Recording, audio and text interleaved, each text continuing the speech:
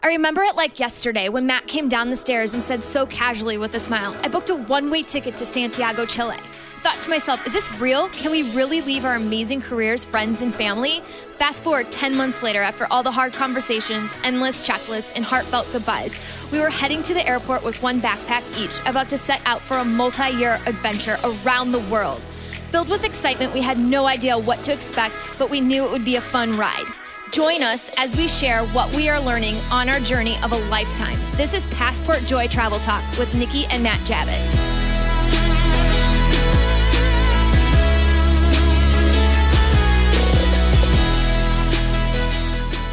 All right. Thank you so much for joining in today.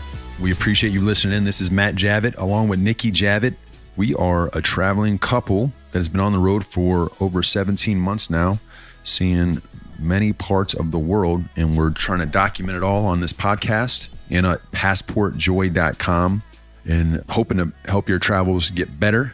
And as we go along, make our travels better and document the process and just kind of put it all out there and get great feedback and continue this cycle of traveling the world. We are currently sitting in a house in Zurich where we're continuing to pet sit these two amazing, lovely, fun little cats, and doing a free house sit, pet sit outside of Zurich. And it's a blast. I mean, it's been a fun educational time. We had a chance to see the city and also hang out in a house that has a lot of space. So if you're just getting caught up on what we're doing here, I would go to the Journey So Far tab on our passportjoy.com website, and it'll run you through all the places that we've been in our constant journey around the world as we travel out of our one backpack apiece and make the most of this amazing time together. Nikki and I just having a blast. So if in case you break away before we wrap up on this podcast episode today, we're talking about Panama City, Panama, the country, Casco Viejo, a small town within Panama City, and the San Blas Islands that are just off the east coast of Panama. That's what this episode is about. If you break away before we wrap up in the end, please just remember to sign up for our newsletter at passportjoy.com. That's where I send out a weekly highlight every Thursday on everything we've been going through and things that might not be able to share here on this podcast, and just gives you tips and tricks and some of the stuff that we're experiencing to help your travels get better. All right, that is it. Let's get into this episode.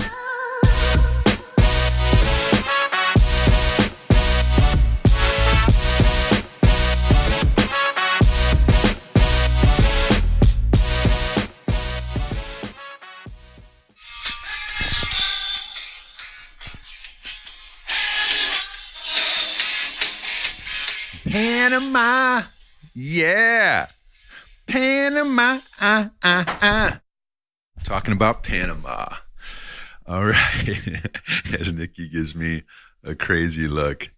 All right, let's talk about Panama. We had a blast there a few years ago. We're going to highlight a few things. Panama, the country, Casco Viejo, Panama City, and then the San Blas Islands is what we're going to get to in this episode. I guess at a high level, I got infatuated for some reason. I saw like people that were traveling there online, and this was like in the beginning of us kind of getting out of the normal. I guess it was our first kind of exotic-y type trip as far as international travel goes. It's Central America, so it's close to the States, and it's an easy one to kind of transition to get you out of your comfort zone. Nikki obviously speaks Spanish well, so we were comfortable in that way going down there, but it has this kind of great appeal to it where it's not so far out of reach like a third world type country, but we knew that it'd get us out of our comfort zone, but be a blast. And we went in December, so we knew we'd get sun and be able to have a lot of fun. So that's how that came about for us to schedule it in the first place. Panama it's in Central America. Like I said, it's next to Costa Rica and Colombia. So it's in between those two countries, with the Pacific Ocean on the West Coast and the Caribbean Sea on the East Coast, and has about 4 million people. So it's not a hugely populated island because 40% of it is jungle, of the land is jungle. But it's known for a lot of different things. It recently became known, Panama City in general, which has about half of that population, about 1.5 to 2 million people live in Panama City. But it recently hit the headlines because of the Panama Papers, because it's a big financial hub. I'm not sure how much you've seen about the Panama Papers. We'll put a link there, but essentially it was a big news story that came out in 2016 where a lot of people were hiding money in Panama as kind of a tax haven and a way to hide their money. People from all over the world, and there was like big name celebrities named as well, and politicians and whatnot. So that's why Panama City became known. And actually, when we were down there before this hit the papers, and we'd heard about it, because we're gonna get to the story where our host on a yacht that we were on, he had mentioned this idea of all this money coming in because he was connected with some guys. When I say connected, he had friends in Panama City, and he talked about all this money coming in from around the world. And there was like kind of a drug type element to it where they would come in with boatloads of cash, leave it in these banks there, and then leave with cocaine, because it's right in Cocaine Alley, really, where it's between Colombia and America on that route. So that was, I don't know how much of that was real, but it sounded real based on his connections and everything that he knew about the area. And then shortly thereafter, the Panama Papers came out. We were like, when I saw that, I was like, damn, Jonathan's his name. I was like, Jonathan is right about that. But Panama City in general, there's a lot of big name hotels, a lot of really nice restaurants, great food, high-end stuff in the city. If you wanted to go there's a lot of casinos, it was like a vibe where it was clean in parts, but also kind of if you didn't stay on the main parts, you felt it get kind of rough and rugged. Uber was big there, but they had, the Hard Rock Hotel and Casino was really nice, and they had a nightclub at the top, and they've a lot of decent shopping around it. So it had this great vibe that wasn't super seedy. But we stayed in Casco Viejo. We did an Airbnb in Casco Viejo, which is it's an older district. It actually translates into Old Quarter, but it's been around since they date it back into about 1673. But it's got this really cute, like European styled streets. It's all these cozy little restaurants and bars, but the whole area is only 4 avenues wide. So it's like this really small part within Panama City, but it's a great tourist hub because it's just got this awesome Spanish, French influence in their decor. And then it's all these nice little galleries and ice cream shops, restaurants, little pubs, and it's quaint. Yeah. And they've got like hostels. So like there's like a younger vibe to it, but at the same time, as you're walking the streets, you feel safe. It's one of those things where I think we've talked about this in the past, but when you go to certain places, you feel safe because there's like armed guards in certain areas. In this particular case, I believe the president's mansion is in Casco Viejo. So there's a presence around military, but whenever you see military presence, you're always like, wow, they've got machine guns, and I feel safe here. But why are there guys with machine guns here? So it's kind of that, it's a mix of, hey, I feel good, but it's kind of weird that there's armed people everywhere. But we really enjoyed Casco Viejo, and so the plan was we were going to stay there 9 days in this area, in this Airbnb, and take it all in. And during that process of kind of just figuring out the area, going into Panama City proper, hitting a couple casinos, just seeing the city, and then coming and spending most of our time at Casco Viejo, jumping around to different restaurants and pubs there, we discovered I had planned a dinner at a place called Manolol Carocol. But we're not sure if it's still there. Nikki's laughing because of the way I could pronounce it. But I planned this nice dinner for us. And it's a catch, right? Because they didn't have a menu. So when we get there, it was like a fixed menu deal. So I'm going to let Nikki tell her version of the story, because obviously I love to eat the food, but this was like a different situation. So we had to kind of go with the flow there. Yeah, so when we got to this restaurant, I didn't really know what to expect. Matt just said that he had made reservations at a really nice place and that he had read some reviews on TripAdvisor, which, that's fine. I'm not too picky as long as he knows that, they have some vegan or vegetarian options for me.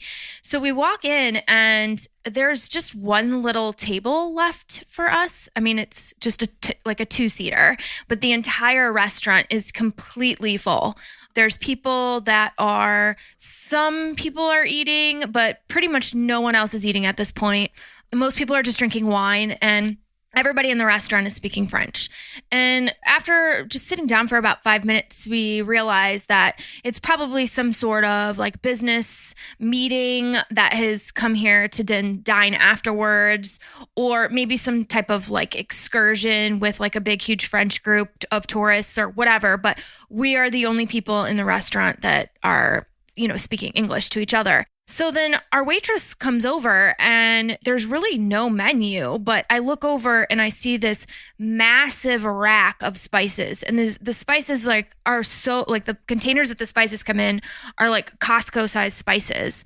And then I start seeing just wine racks and all this stuff. And I'm like, this is really weird. There's no menu. There's really nothing written anywhere. And I told Matt, I said, I think this is one of those places where it's just one, a fixed menu, you don't get a choice. It just seems kind of weird. You could see the chef standing at the cooking line, and I just got that sense of that. So she comes over and she just simply asks me if I have any food allergies. And that's not your typical question that you ask someone, the first question that you ask someone when you're at a restaurant. So then I was like, yeah, this is this type of place. And for me, it's not that I don't enjoy that. It's just so difficult because then I have to get into the whole huge conversation of, well, no, I don't have allergies, but I don't eat fish, or I don't eat animal, or I don't eat, all these different, basically stipulations that I have on my diet. And then when you're talking in a different language, a lot of things get lost in translation. So anyways, she was very, very nice, and she seemed to be very excited at the fact that I was a vegan. So she quickly walks over to the cooking line and she talks to the chef, and then she comes back over to me and she told me it would be no problem. And I reiterated the fact, yes, I'm a vegetarian, I'm a vegan, but I don't want to eat fish. Because a lot of times when you tell people you are this, they don't get the fact that you're not going to eat fish. They think that you're not going to eat meat, chicken or beef or something like that, but they'll still serve you fish. They'll serve you the ceviche or whatever. So I said that to her again, and she looked at me like I was crazy. She's like, yeah, I get it, lady. You don't eat fish, you don't eat animal.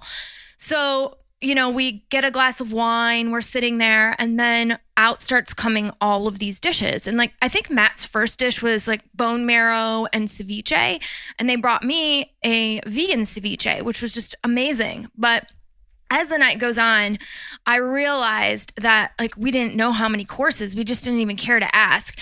It just kept coming and coming and coming and coming. And I honestly don't remember how many courses there were, but I'm going to say 10 to 12 courses. But halfway through, I'm 6 courses in, and these are, they're tapas portions, but 6 tapas portions for me when I don't eat that much, at a sit-down dinner, I'm more of a grazer throughout the day. I was absolutely stuffed. So I started handing what I wasn't eating over to Matt, but I felt horrible because this whole open air concept of how their restaurant was set up, I didn't want to offend the chef and make him think that what he was specially cooking for me that I did not like. But they were all staring at me, everyone kept staring at me does she like this, specialized dish that I made? So I would take the most smallest of baby bites, and then I'd hand the rest to Matt. So I think by the end of the night, Matt ended up eating probably 20 dishes, which was hilarious. But typically that's what ends up happening anyways when we go out. I always hand him half of mine. But so yeah, it was a really good experience. It was great food. Their whole concept at this restaurant was farm to table. And so the chef himself actually came out and talked to us, and he's so awesome. He was originally from Guatemala and then came here and was just telling us a little bit about his story. And he actually showed us the rice that they grew in the rice paddies that were behind the building, and then explained to us the importance of having fresh ingredients without pesticides and everything being organic, and the importance of how, it's so important on what you put on your inside of your body that matters. And it was so important to him to serve people really, really good food. And it was just more for me a culinary experience, just to have just the presentation of the food and the food itself come out like that. And I really don't necessarily partake in those things just because it's so intimidating to me, but I really did enjoy that. So yeah, that was it for that restaurant. Yeah, and then so at the end, we get to the point where all this huge French group leaves, and there's 1 or 2 other couples in there. They're all leaving. And it's just Nikki and I wrapping up with a cocktail or something at the end of the meal. And then the head chef comes out and he says, do you guys want to try some coca, some hand-cut coca that he's preparing to do for a dessert in like 2 or 3 months. I guess they always plan 2 or 3 months ahead, and that's how he was doing it. And so he starts cutting off this 90% coca, which it was delicious. And he's like, hey, try this. It's super rich, and it's just a different type of feel because we're down in Central America, and he's getting this, like Nikki said, farm to table. So as we're trying his experimental dessert, he starts telling us like, hey, what do you guys got planned while you're here in Panama City? And we're like, just kind of the typical things we were saying. Like, we want to spend time in Panama City and check out Casco Viejo. We're going to go to the coast. We're not sure if we're going to go to the Panama Canal yet. We're not sure if we're going to do these things, but we ended up not doing that. But we're just like naming the things that we're doing. He goes, what are you guys going to go to the San Blas Islands? And we're like, the San Blas what? And he goes, oh, the San Blas Islands. Like, so matter of fact. So he said it like, yeah, like you have to go see this. And it's very matter of fact. And he's like, and we're like, we don't know what that is. He goes, well, off the east coast of Panama in the Caribbean Sea, there's these islands, these 360 islands that are over there that you can go and kind of just get a yacht and see all these islands. So I'm like, oh my God, this sounds amazing. Well, we didn't think about that, but let's think about it. So Nikki and I left there, and he went about his thing, and we wrapped up, paid, and everything. And then as we were leaving, Nikki and I were like, "Wow, we gotta figure this out." And I think it was more in my head than Nikki's, and she's probably like, "Yeah, whatever, we'll just." But I was obsessed. I needed to figure this out. So the next morning, I remember I beat Nikki up in the morning as far as not beat her up. I woke up before her. That's probably a better way to say it. I woke up before her, and I went to this coffee shop that I've been to a couple of times already. It's called Casa Sucre. It's this little place. It's actually the owners. I just re-looked it up, Rich and Alice. It was like their full-time passion. I'm pretty sure Rich was from LA, and they came down to start this little coffee shop, but then ended up becoming more because now it's like a bread and breakfast boutique, but he still has this amazing coffee shop. But in this coffee shop, they have like pamphlets and flyers and different things. And so I was on my computer knocking out probably doing some work, but also looking at this San Blas thing that was deep in my head. And on his little table there was a flyer that talked about getting to San Blas. And once you got there, you could rent a yacht for a period of time. So I looked it up where the ad was, and I reached out to this couple. They were called Sailing Terra was the flyer that I found. So I reached out to them, just email them, not knowing what that, like, because they're on a boat, how they have internet and all this stuff. And then I'm looking at how would I even get there? What's transportation like? Because you can either get like a mini Cessna and fly there, which that really freaked me out, that whole idea.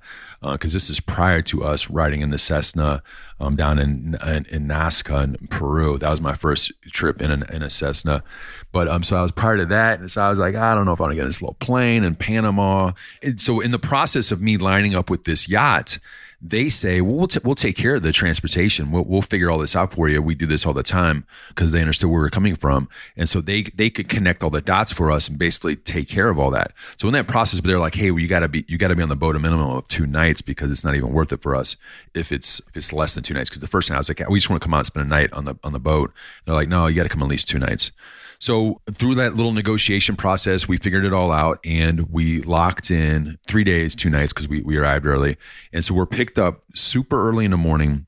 This is like, I think we gave ourselves like 2 day gap. It's like 5 What I'm saying is like we lined all this up, and then 2 days later, somebody 5 a.m. was at our doorstep picking us up in a huge 4x4.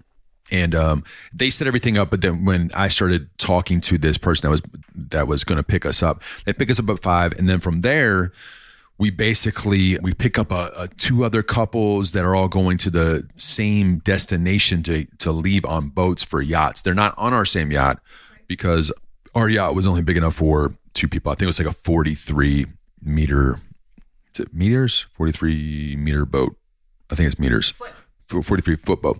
So we get picked up and go through these crazy mountains to get there. So like I said, 40% of the Panama is jungle. So we had to go, in order to get to the East Coast where you can grab these boats, Panama City is on the west coast, so we're basically going across the entire country. Panama is extremely skinny though, but at the same time, it's not like it's easy to get there. So you have to go through all these different routes up these mountains, and sometimes it's really skinny, sometimes it's rough terrain. So that's why you're in these huge 4x4s and you're kind of banging around. But at the same time, it's very exciting because you don't know where you're going. You're about to grab this yacht in the middle of the ocean, and so you're going through all this, and it's exotic, it's fun, and everybody spoke English for the most part. If not, Nikki and I spoke Spanish enough. So we end up getting there, and then take you to one point. A small boat called a lancha, and then this. Yeah, and then so at that point, so we get to the end point. We have to go through checkpoints as well because, like I said, this is a huge cocaine trafficking area. So they want to check the boat, dog sniffs, all that security measures that they go through, and then we finally get to a point where we have to grab a boat to get out to our yachts. And there's kind of like these speedboat area. And so from there, we've got our day bags for the couple of days. We left everything else back in Casco Viejo, and we take this crazy speedboat out to our boat. And that was probably one of the scariest points, was the speedboat, because it was small, rattly. And when I say speedboat, it was not necessarily like a big speedboat that we're used to in America, but it was more like a skinny speedboat that had a huge engine on the back that wasn't very secure. It was more like a wooden rowboat with a motor on the back. But it made it go fast because it was a skinny, small rowboat type thing. So then we get out into the yachts. It takes us out there. It's probably like 30 minutes to get out to the yacht. And we get on the yacht with this couple. They were Canadian, but they had been there. They had been on the ocean for, I think, a couple of years. They've been doing this. Essentially what he said that is he bought the boat from some French dude that thought he was going to sail around the world. By the time the guy left from Miami to get to Panama, he had had enough of traveling in the Caribbean. So he sold his boat for like $5,000 or something. And this guy, Jonathan, picked it up. And since then, he turned it into a little business, taking couples out into the ocean and at the same time making his life on the ocean. They did have a house in the jungle in Panama, but most of the time they spent just hanging out in the ocean and entertaining people during our winter months, but in the non-rainy season for them. So we get out there and it's awesome. We set up. It's one of those situations like, there's so many unknowns. Nick and I had been on a boat before, but you're always trying to fill each other out and you're just kind of talking through things, who we are, what we're doing. And so we're going through all that, talking about what do you guys want to make the most of this? And he's describing all these mini islands that are out there. So there's 360 of these islands that they're very much like those Corona commercials that you see where there's like just a tiny island with palm trees and one mini shack house. And there's a ton of these. So as we're cruising around on this yacht, you're seeing all these different islands with basically one family on the island each. And you're just passing by them thinking, oh my God, this is where that person or that family lives.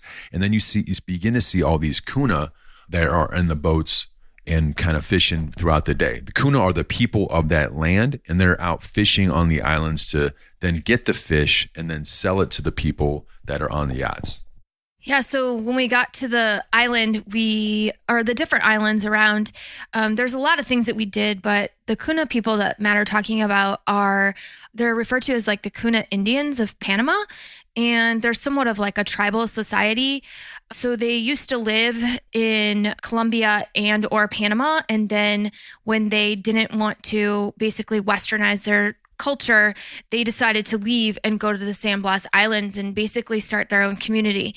And so how it is it's mainly like a matriarchal society where they have like married young, and then they have children, and then the groom comes into the home with his wife and parents, and then they just have several years where they just kind of this one family will each have their own island and they claim it as their own. It's not like they buy it from the government or anything like that, but they set up their own little, I guess, functioning world there, and they live off the land. So when we would visit these islands, you would ask them permission. We would get off of our little dinghy from our yacht. We would go to an island, and when we asked them permission, Jonathan would come with us, and he would ask, is it okay if we come onto your island? Because you can't just go onto their island. I mean, this is their home. It's their land. It's like walking onto someone's front yard. You can't just chill on someone's front yard if you want to and use their pool if they have one.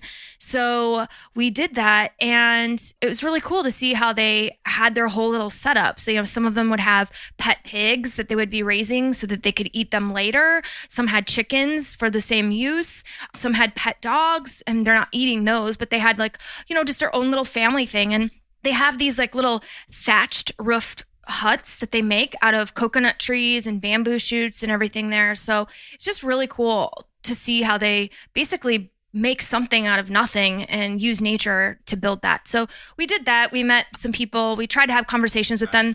The children are really friendly, and we could basically converse with them, but a lot of the parents will kind of just stay off in the background. And I'm not sure if it's a language barrier or we weren't speaking very good Spanish, but their main language is not Spanish. But yeah, it was nice. And then one of the islands we went on was really cool. They had this basketball hoop, and the little kids were playing basketball, and it didn't even have, I don't even think it had a net on it. It was just a hoop, a metal wire hoop on a coconut tree. So it was just really cool to see how they made that. And then we also went to other islands and did yoga, and we went snorkeling during the day. And there was this one shipwreck, which was super cool. Probably nerve-wracking, but coolest thing I've ever done.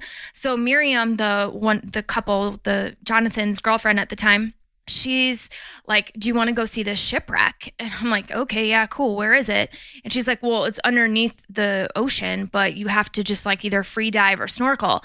And I had this irrational fear of fish. And I'm like, oh my God, I can't even imagine if I don't have a wetsuit on and I'm going to go around a shipwreck. There's all these fish swimming in and out of it. I'm going to seriously have a heart attack. She's like, don't worry about it. She's like, I free dive all the time. I'll take you with me. And so it was awesome. It was during broad daylight. You could see everything. The water here it's turquoise, crystal clear. And we went to this shipwreck where the ship was probably, I don't know, maybe 30 feet under the water, but you could swim around around the surface, and then you could swim through the ship if you wanted to. But there were so many fish, so many colorful fish around. And she held my hand the entire way, but it was really just really neat experience. I'd never done that or swam through a shipwreck. So just some of the things that we did while we were out there.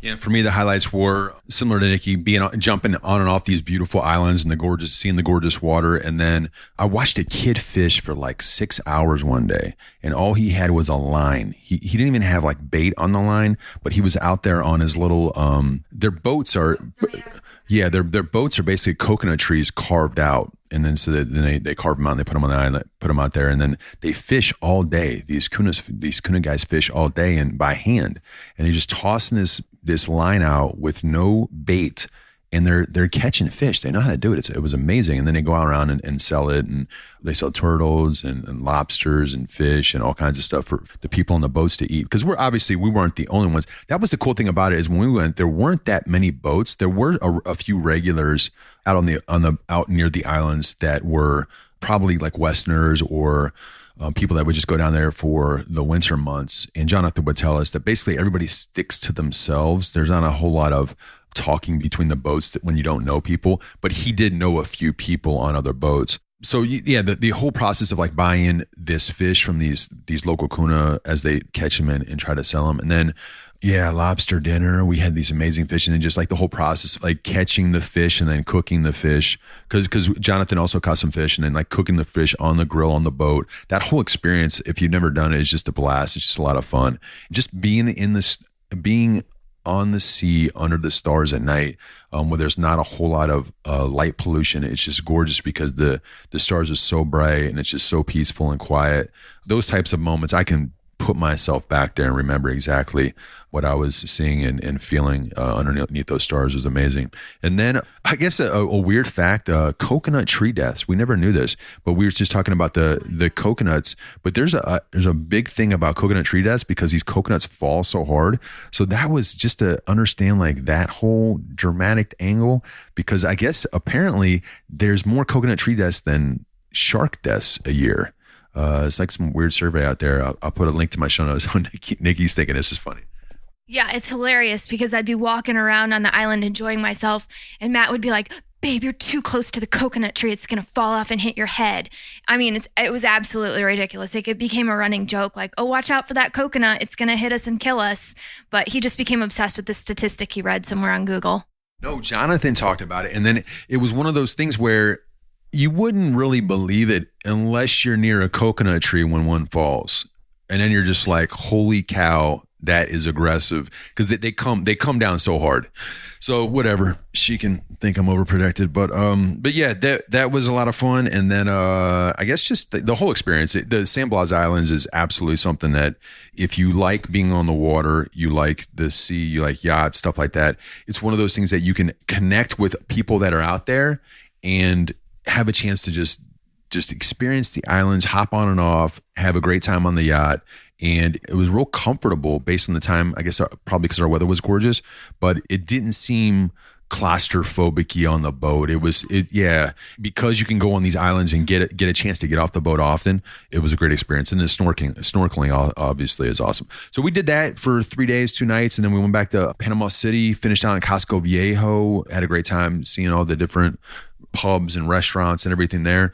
But overall, we loved our Panama visit. It's one of those places where if you're like, man, I'm not so sure if I'm ready for big time exotic travel, but I've been to Caribbean islands and I'm not sure if I want to go to Rio or Argentina yet, but I want to do something different, maybe work on my Spanish a little bit. Panama is a great spot because it's a place where it's an easy flight. So we flew from Indianapolis to Houston and Houston direct to Panama. So it's real easy to get there from the States. And then once you're there, you feel really welcome, and it's not that big of an adjustment from the US. So if you're making plans and it's something that you want to get outside your comfort zone a little bit, but want to do something exotic, and then if you plan it correctly and wrap in the San Blas Islands in that, we've had other friends that have since gone to Panama and they've gone to different beaches in Panama. They didn't do the islands or the yacht trip, but they did other parts within it. That's a great time too. There's a lot of coastal towns in Panama that attract a lot of travelers. So that's an area you can look into, but we highly suggest Panama as a city. I know a lot of people are going to Costa Rica and Belize now, but Panama is obviously, if you like bigger cities, that's a great place to go. And then Casco Viejo is gorgeous, and obviously the islands. So that is it. That's our wrap on Panama. Hopefully you got something out of it. We'll have a lot of information in the show notes, so you can check that out. Thank you.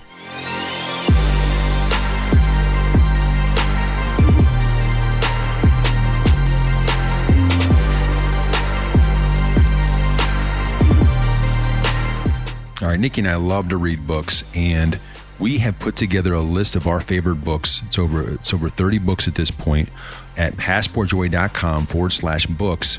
And this list of books we love is also available on a free PDF that you can download, so you can check it out at a different time if you're not on the website or whatnot. So please go there. It's a book, so there's a lot of different, from foundational thought process and mindset, self-talk, to life advice and self-improvement, and then also fun stuff, just entertaining books that we've enjoyed, and travel books. Some books that we've read that changed our thought process in travel and how we go about it. So again, passportjoy.com/books, or if you're on the website, just click on the big box on the right-hand side that says books we love, and either go through the list on the website or download that free PDF that I described. And while you're there, if you haven't looked into audible.com yet, you can get 2 free audiobooks with their free trial that you can get there by clicking through the website. I recommend it. It's how I like to consume books, through my headphones while I'm doing long walks or working out. And it's great for your long commutes to work. It's just a fun way to get that content that you want. Again, please check out passportjoy.com/books to find all the books that Nikki and I love to read.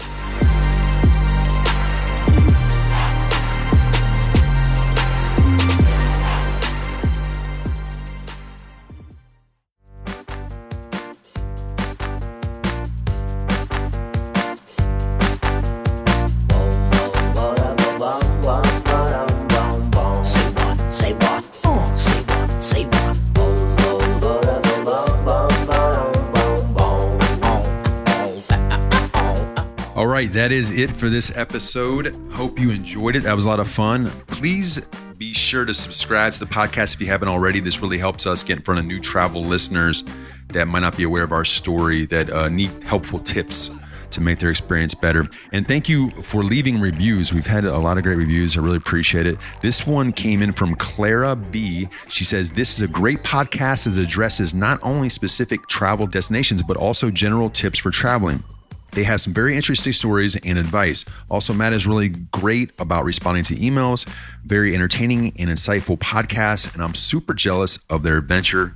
Smiley face. Thank you so much for that feedback, Clara. We really appreciate it. I do try to, as does Nikki, get back to all our emails that we get in and Instagram posts and Facebook and all that people send us about their trips or places they're going. So feel free, let us know if there's anything that we can do to help you in your journey, or if you got any advice or things that we should cover. We love doing that. And as always, check out the show notes where we list all the different things we talked about in Panama on this trip that we talked about today, and also any other episodes out there. Just go to thepassportjoy.com, look under podcasts, and just find the episode that you want. And we list out all the show notes, all the information that we're sharing, and links that makes it real easy for you to, if there's something that you're like, man, I want to go to that place, or I want to figure out more about San Blas, you can easily click on that and get to that. All right, we will be back with you next week. And until then, safe travels wherever you might be going next. Thanks.